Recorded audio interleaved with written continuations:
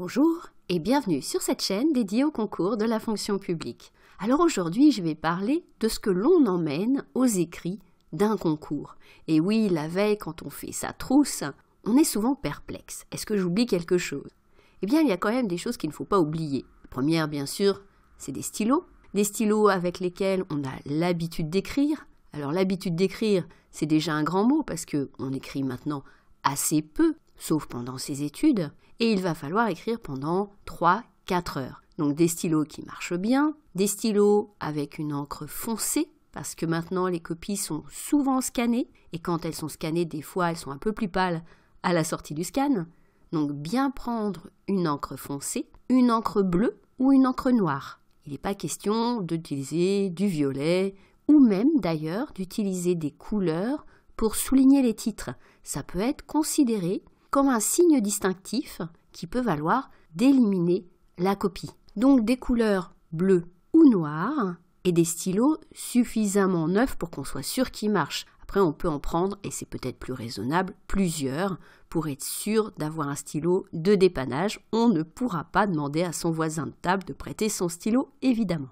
Donc des stylos qui marchent, des stylos qui écrivent de façon lisible, pas trop épais. C'est un peu dommage quand on voit des copies avec des stylos qui ressemblent à des gros feutres, parce que sur une copie, on n'a pas beaucoup de place. Il faut aérer la copie, mais aérer la copie, ça ne veut pas dire écrire gros, ça veut dire passer des lignes, ça veut dire suffisamment d'espace aussi entre les paragraphes, par exemple en revenant à la ligne à chaque fois. C'est pas en utilisant un gros stylo qu'on aère sa copie.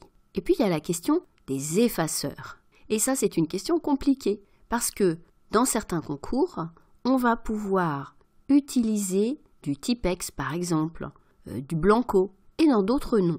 Très souvent, c'est lié justement au fait que les copies sont scannées ou pas. Si elles sont scannées, elles passent dans des machines qui vont être abîmées par ce genre de procédé qui permet de rajouter de la matière sur la copie. Donc là, on va se voir interdire ce genre d'effaceur. Ça sera noté dans les consignes. Souvent, c'est noté au moment où on reçoit la convocation et c'est noté aussi, c'est rappelé lors de l'épreuve. Alors, ça ne veut pas dire qu'on n'aura pas le droit d'effacer. Heureusement, on a le droit au stylo qu'on appelle plume, avec de l'encre que l'on pourra effacer avec un effaceur. Alors ça, c'est vrai pour tous les concours, sauf exception. Ces exceptions, elles sont là aussi notées sur les consignes aux candidats. Et ces exceptions, il faut dire qu'elles sont assez discutables.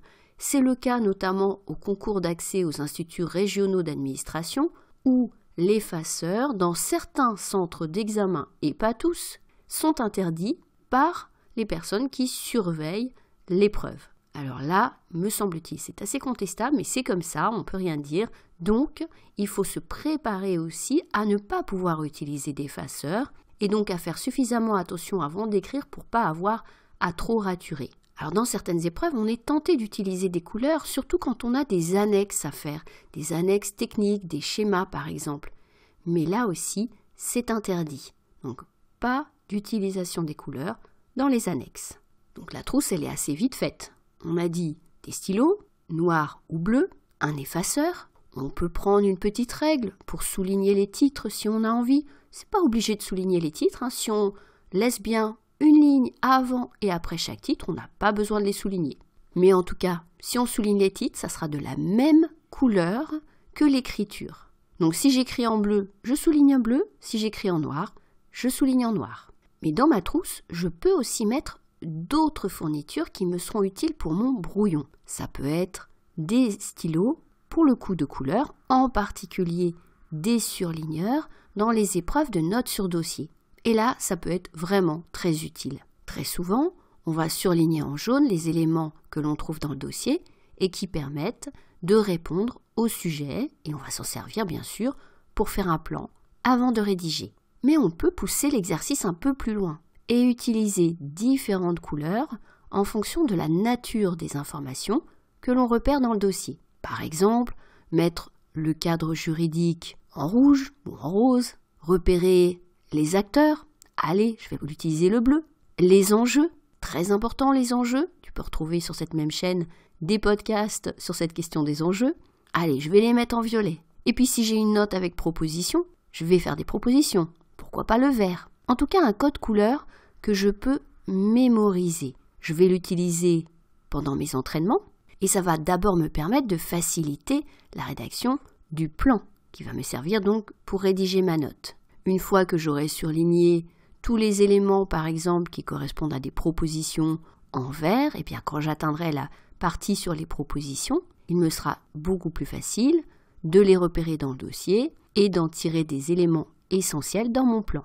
Mais même quand je vais rédiger, il est très souvent de revenir vers le dossier. Et là aussi, je pourrais revenir vers le dossier en voyant de façon vraiment très visuelle les éléments qui m'intéressent. Ça n'empêche pas de marquer dans la marge des mots-clés, des idées que je vais utiliser donc dans mon plan. Mais le fait d'utiliser des surligneurs de couleurs, c'est vraiment un gain de temps. Pour ça, il faut que ce soit pas seulement donc le jour du concours, mais vraiment dans tous les entraînements pour que cela devienne un automatisme. Alors, ce que je te déconseille par contre, c'est de remettre le capuchon sur ton surligneur de couleurs à chaque fois que tu l'as utilisé.